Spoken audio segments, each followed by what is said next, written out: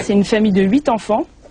Et mon père, des 8 enfants, c'est le seul qui ne s'est pas marié à l'église. Il a complètement réfuté l'éducation religieuse qu'il a eue. C'était, voilà, ma mère et mon père, quand ils se sont rencontrés, ils étaient... C'était vraiment des petits rebelles, et c'était pas du tout possible de se marier à l'église. Aucun de nous trois, parce qu'ils ont eu 3 enfants ensemble, mes parents, aucun de nous 3 n'a été baptisé. On n'a pas du tout été élevés dans la religion, alors que mon père, lui, il avait une éducation religieuse. Ma mère, pas du tout. Mes grands-parents maternels, c'est pas du tout des religieux. Pourtant, moi, depuis que je suis toute petite, j'y pense, je lui parle, je prie à ma manière, je me sens reliée à lui, je me sens en connexion, mais sans avoir de dogme précis, sans avoir de religion, sans... Je me rappelle que quand j'allais en vacances chez mes grands-parents paternels, donc la famille plutôt catho, ils m'emmenaient à l'église, je posais beaucoup de questions sur Jésus, etc. Il y avait beaucoup de choses que je ne comprenais pas, parce que vous savez, la Sainte Trinité, c'est un mystère. Donc il y a des choses que je ne comprenais pas, puis qui sont complètement abstraites encore aujourd'hui. Comment penser un seul Dieu, 3 personnes?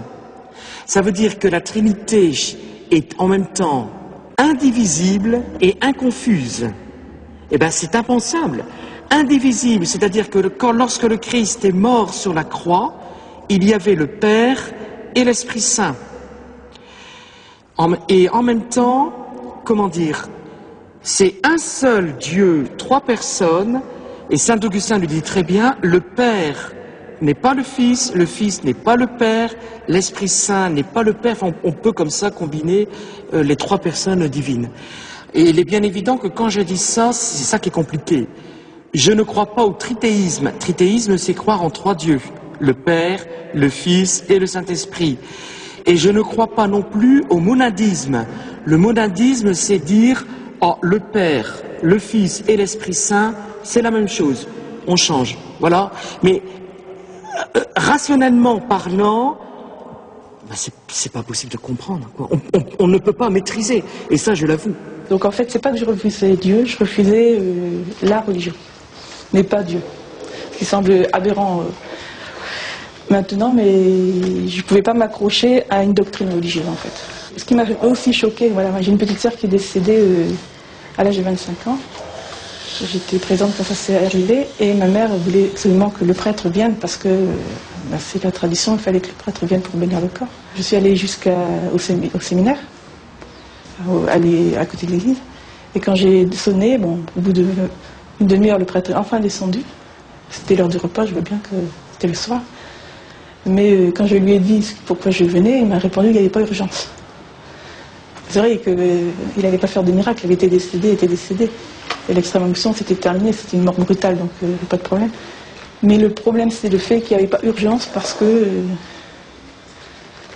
elle était décédée. Ben, il y avait urgence peut-être pas pour ma sœur, il y avait urgence pour ma mère.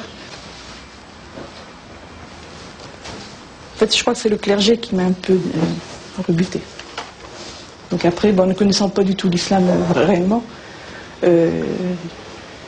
c'est petit à petit, en fait, c'est à côtoyer en faculté des personnes d'origine, des confessions musulmanes qui m'a poussé par curiosité, en fait. J'ai essayé de comprendre pour le comment de la chose. Alors moi je suis d'origine italienne, mes 2 parents sont italiens de la vallée d'Aos, c'est la Savoie italienne, et ils m'ont transmis la foi du charbonnier, leur catholicisme romain, et auquel j'ai adhéré jusqu'à l'âge de 28 ans.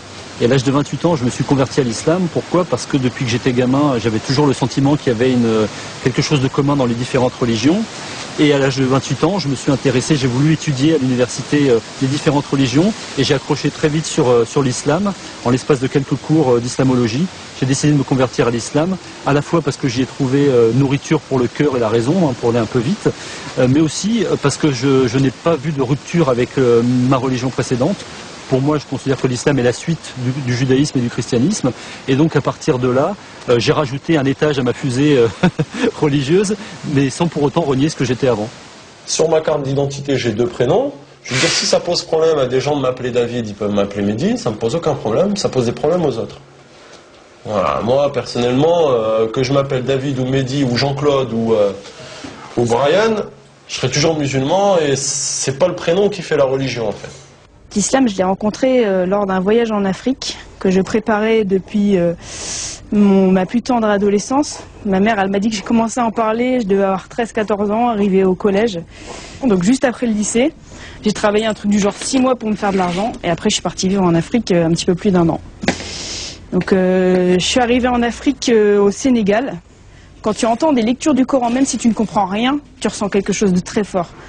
Et moi, c'est ça en fait qui m'a fait comprendre que je comprenais rien. J'entendais juste des mots, des sons, mais j'avais envie de pleurer. Il y avait quelque chose de fort qui me submergeait, quoi. Tout le monde dit convertir. En fait, c'est reconvertir parce qu'on est tous musulmans. Et c'est après, c'est dans le contexte qu'on devient juif ou alors chrétien, tout ça. Donc là, je me suis reconverti en septembre 2006. J'ai voulu chercher un travail et c'est grâce à une connaissance à mon père que j'ai eu un travail dans un collège. C'était surveillant et j'ai intégré ce collège-là en mars 2006. Il y a une collègue qui est arrivée en septembre qui m'a passé un livre, l'islam pour les enfants. Donc on a échangé nos numéros pendant les travaux administratifs qu'on avait à faire pour la rentrée scolaire. Elle m'a passé le livre, j'ai lu le soir même, je l'ai lu, et au fur et à mesure, je tenais le livre, et puis après, au bout d'une semaine, j'avais plus le livre. C'était toujours les mêmes sourates, mais au début, je pense que tout le monde a commencé avec les mêmes sourates, et donc voilà. Je me suis mis comme ça, grâce à Allah et au travail au collège musulman. Les gens qui se convertissent à l'islam racontent des histoires extrêmement variées. Il y a des gens qui sont allés faire du tourisme au Maroc et ont entendu l'appel à la prière et ont été subjugués par ça et ils se sont convertis. D'autres gens, ils ont étudié 10 ans avant de se convertir. D'autres étaient très contre et puis un jour...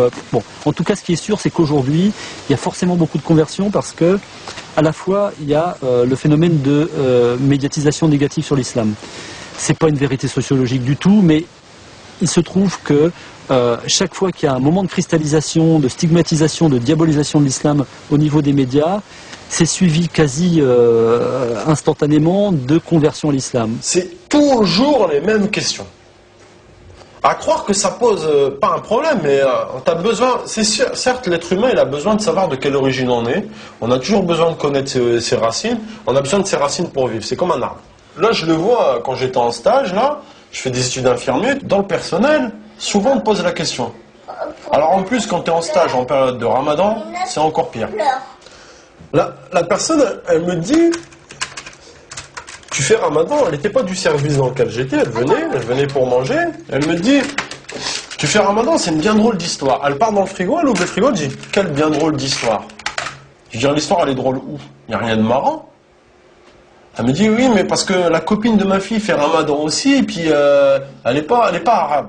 Je dis, pourquoi? David, c'est quoi? C'est arabe, David. Le jour du Eid, appelé aussi communément fête du gâteau. Là, le Eid du Ramadan, chez eux, c'est la fête des gâteaux. On ramène des gâteaux. Mais là, il n'y a rien de drôle. C'est super bon. Et cette même personne-là, elle mange des gâteaux. Je pose un plateau, elle prend un gâteau, je lui fais, là, il n'y a rien de drôle. Je lui ai rappelé ce qu'elle m'avait dit 30 jours avant. Je lui ai dit, là, c'est pas drôle de manger des gâteaux pendant la fête du Ramadan, à la fin du Ramadan. Elle me dit, mais non, parce qu'ils sont bons. Voilà. Ça résume tout, en fait. La connaissance. Allez, on y va? Bien, la classe est prête, pour une fois. Oh là là. On y va? Allez, on y va. Si aujourd'hui je dis je me convertis à l'islam, ça fait pas du tout la même chose que si je me dis je me convertis au bouddhisme. Je me convertis au bouddhisme, on me dit tiens c'est un joyeux, il va dans un truc zen, un peu soft, c'est assez exotique mais bon pourquoi pas. Par contre si je dis je me convertis à l'islam, je me convertis à quelque chose qui fait peur, donc on commence à me soupçonner, à me regarder de travers, à dire mais il s'est fait embobiner, il rentre dans un truc, on va l'obliger à poser des bombes. Donc il y a toute une dimension qu'on se voit plaquer très vite dans son milieu familial, dans son milieu professionnel éventuellement, et assez vite aussi si l'on est actif, et ça a été mon cas, j'ai toujours été actif dans des associations, des partis politiques, etc. Et donc le fait de me retrouver musulman, j'ai voulu être actif en milieu musulman, et très vite je me suis retrouvé face à à des renseignements généraux, à la DST, etc. Et moi qui essaye de ne pas voler un centime quand je fais ma déclaration d'impôt, je me suis retrouvé du jour au lendemain avec le sentiment que j'étais hors la loi, que j'étais quelqu'un qui faisait des choses pas bien. Et c'était une curieuse impression. Et se rajouter à ça en plus, tous les discours sur l'islam en France, qui donne le sentiment que l'islam n'est qu'une religion d'étrangers faite et vécue par des étrangers. Et donc ça m'a donné en plus le sentiment d'être une espèce de migrant culturel. Et du jour au lendemain, j'étais plus français, j'étais plus de cette culture, j'étais ailleurs. Et j'étais en plus dans un ailleurs inquiétant pour mon entourage.